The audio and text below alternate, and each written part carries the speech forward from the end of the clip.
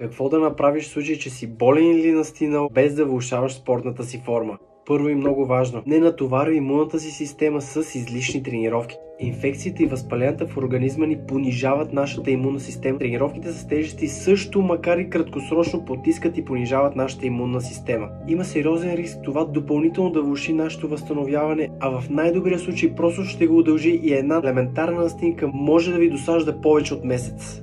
Вместо това, правете нискоинтензивни активности, които ще повишат вашата телесна температура, без да понижават защитните сили на организма ви. Комбинация с подобреното кръвообращение увеличава значително шансовете ви за бързо възстановяване и влизане в фитнес залата. Не на последно място, освен за себе си, мислете и за околните. Няма да ви е приятно, когато лепнете нещо и го занесете вкъщи при жена си или децата си, защото някой хрипав господин се е разминал с вас в фитнес залата. А за тези от вас, които още не са запознати, програмата ни с спортни лагери за тази година е вече обявена. Повече информация за тях в описанието.